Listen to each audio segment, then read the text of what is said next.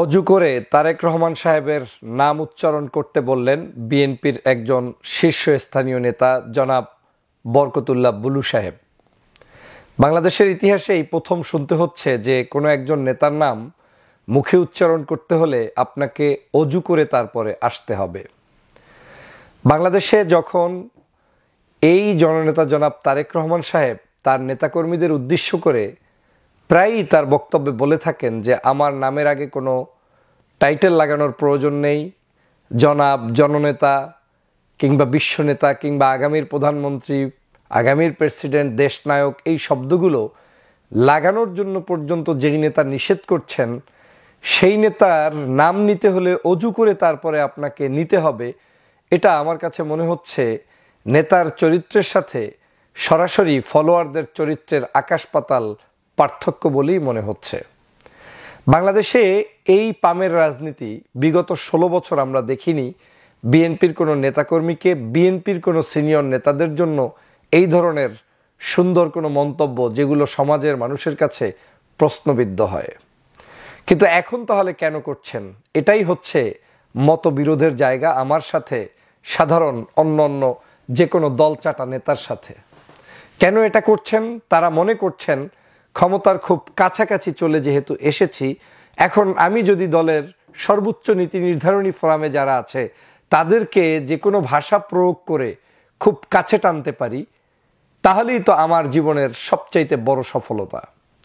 এখন এই কাছে টানতে গিয়েই যে বাংলাদেশের শেখ হাসিনাকে 16 বছর পরে হলেও পালিয়ে যেতে হয়েছে শুধু কিছু দলচাটা নেতাদের কারণে, যারা তাকে ভুলভাল বুঝিয়ে 24 ঘন্টা তাহাজ্জুদের নেত্রী ডেকে, তারপরে মদিনার সনদে রাষ্ট্র চালানোর নেত্রী ডেকে সংসদে পর্যন্ত তার সামনে বসে বিভিন্ন ধরনের বাজে মন্তব্য করে তাকে আসমানে উঠিয়ে রেখেছিলেন।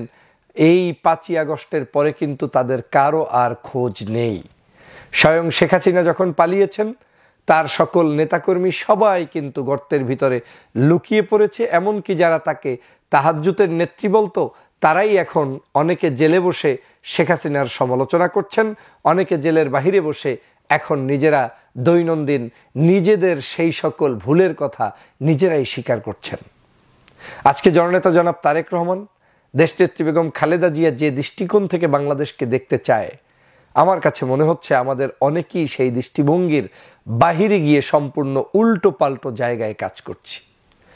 আমরা তো এও শুনেছি, জান্নাতের কথা শুনেছি, তারপরে আমরা এও শুনেছি শহীদ জিয়ার নামের সাথে জান্নাতকে মিলিয়ে তারপরে বিতর্কিত মন্তব্য করতে। আমরা এও শুনেছি আজকের তারেক রহমান নামের সাথে যদি আপনি নিতে চান তাহলে আপনাকে অজু করে তারপরে নিতে হবে। তো অজু তো এখন আমার নাই, আমার দলের নেতাকর্মীর নামাজে রক্ত ছাড়া কারো অজু নাই। তারা কি তারেক রহমান সাহেবের নাম উচ্চারণ করবে না? তারা কি তারেক রহমান সাহেবকে সাক্ষাৎ করবে না? আপনি বলতে পারেন যে আজকের তারেক রহমান সাহেবের যে ত্যাগ, তার যে ভালোবাসা, তার যে দেশপ্রেম, তার যে কন্ট্রিবিউশন, এই কন্ট্রিবিউশনকে আমাদের স্বীকৃতি দেওয়া অবশ্যই উচিত।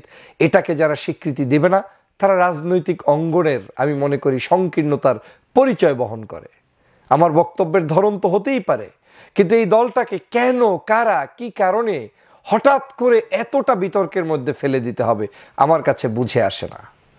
বাংলাদেশ জাতীয়তাবাদী দল বাংলাদেশের বৃহত্তর একটি সংখ্যাগরিষ্ঠ মানুষের ভালোবাসায় সিক্ত একটি দল, কোনো সন্দেহ নাই।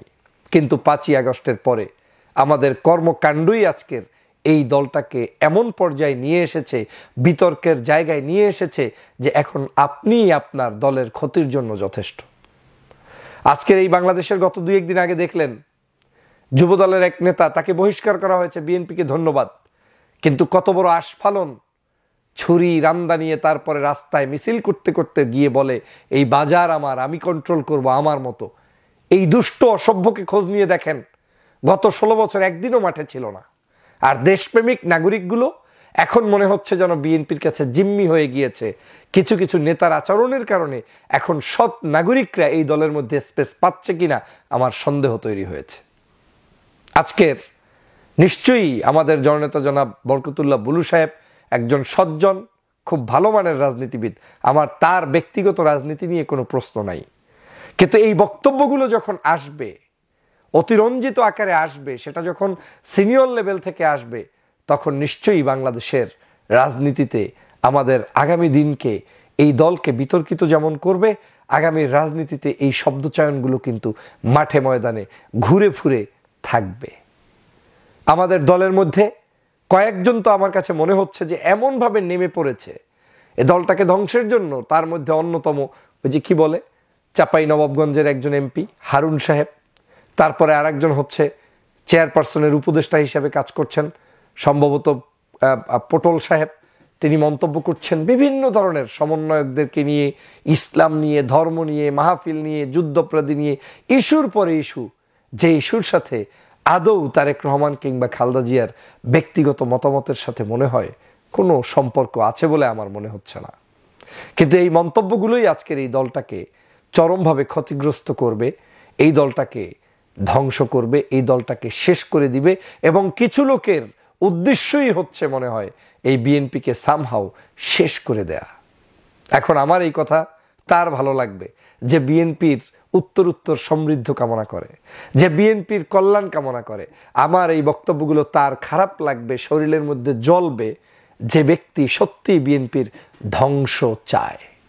কারণ সেই লোক বিএনপিকে শহীদ জিয়ার দৃষ্টিতে দেখে না, সেই লোক বিএনপিকে তারেক রহমানের দৃষ্টিতে কিংবা খালেদা জিয়ার দৃষ্টিতে দেখে না। আমি তো মনে করি বাংলাদেশে তাদের দৃষ্টিতে যদি বিএনপিটাকে দেখা যেত তাহলে আজ বিএনপি এখনো সর্বোচ্চ জনপ্রিয়তার শীর্ষে অবস্থান করত। বিএনপির এই সন্ত্রাস, চাঁদাবাজ, দুর্নীতি, দুষ্কৃতী দলের পথ পেয়ে মারামারি করে আপনি বাংলাদেশের আগামী দিনের কোনো মানুষের ভালোবাসা পেতে পারবেন না। শুধু ভালোবাসা একটা অপশন নিয়ে আসতে পারে, সেটা হচ্ছে সফট কর্নার, মানুষের প্রতি ভালোবাসা, জনগণের প্রতি ভালোবাসা, ছাত্র জনতার বিপ্লবের চেতনাকে ক্যারি করে বাস্তবসম্মত যেটা জনগণ এখন চায়, এই ইয়াংস্টাররা চায়, যুবক তরুণরা চায়, সেই প্রজন্মের চিন্তাগুলো যদি তারা করতে পারে তাহলেই এই বাংলাদেশে এই দলটি জনপ্রিয় হবে।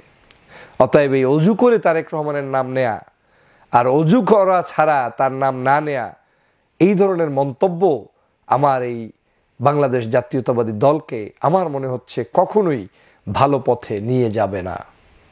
আমাদের এই অতি উৎসাহী অনেকে, কয়েকদিন আগে একজন নেতা তো বক্তব্য দিয়ে একদম কোরআনের বিরুদ্ধে বক্তব্য দিলেন। এই যে মন্তব্যগুলো, কয়েকদিন আগে দেখলাম একজনকে দাড়ি টেনে মন্তব্য করলেন, মাহফিল থেকে বের করে দিলেন। কেন হচ্ছে এই ঘটনাগুলো? কেন হবে? আপনার প্রতিদ্বন্দ্বী আপনি তাদেরকে কেন বানাবেন? ওপেন স্পেস তৈরি করে দেন, তারা মাঠে থাকবে, ময়দানে থাকবে। আপনি যা করছেন আওয়ামী লীগও তাই করেছে, বরং আপনি আরো বেশি করার চিন্তা করে বসে আছেন। তাহলে আপনার পরিণতি আওয়ামী লীগের চাইতেও খারাপ হবে। আওয়ামী লীগ যা করেছে সেখান থেকে শিক্ষা অর্জন করতে হবে। আমি তো সবসময় মনে করি ধর্মভিত্তিক কার্যক্রমগুলোকে ওপেনলি ছেড়ে দিতে হবে, তারা যা ইচ্ছা তাই করবে, আপনার তাতে কি আসে যায়? জনগণ দেখবে, জনগণ বিচার করবে আপনি ভালো কিংবা মন্দ। কিন্তু আপনি যত বেশি পরিমাণ তাদেরকে প্রতিদ্বন্দ্বী বানিয়ে আপনার এই দলটাকে ক্ষতিগ্রস্ত করা ছাড়া কোনো কল্যাণ কিছুই করতে পারবেন না। এদেশের ধর্মপ্রাণ মানুষরা এগুলো পছন্দ করে না। অতএব আমাদের এই শব্দচয়নের ক্ষেত্রে বাংলাদেশের আগামীর রাজনীতিতে আরও সতর্কতা থাকা উচিত। এজন্যই এই দলের প্রধান নিজের নামের আগেই জননেতা চায় না, যুবনেতা চায় না, তারুণ্যের অহংকার চায় না, তার নামের আগে আমি আবার অজু করা ছাড়া তার নাম নেওয়া যাবে না, এই বক্তব্যই তো আমার জন্য মস্ত বড় ভুল। তাহলে তারেক রহমানের মন্তব্য আর আমার মন্তব্য অনেক ফার ডিফারেন্স। আসুন এই জায়গাগুলোতে আরও সতর্ক অবস্থান গ্রহণ করি এবং পজিটিভ সমালোচনাগুলো এই দলের নেতৃবৃন্দ গ্রহণ করবেন সেটাই প্রত্যাশা করি। করবেন না, ক্ষতি আমার না, ক্ষতি আপনার হবে। করবেন না, ক্ষতি আপনার যতটুকু হবে তার চেয়ে দেশের বেশি হবে। অতএব দেশের স্বার্থে, আপনার স্বার্থে, দলের স্বার্থে আসুন যেটা জনকল্যাণে ভূমিকা রাখার মতো বক্তব্য সেগুলোই প্রচার করি। যেই কাজগুলোতে জনগণ বিভ্রান্ত হয়, জনগণ কষ্ট পায়, জনগণের কাছে খারাপ লাগে, সেগুলো থেকে বিরত থাকি। সবাইকে ধন্যবাদ। আল্লাহ হাফিজ।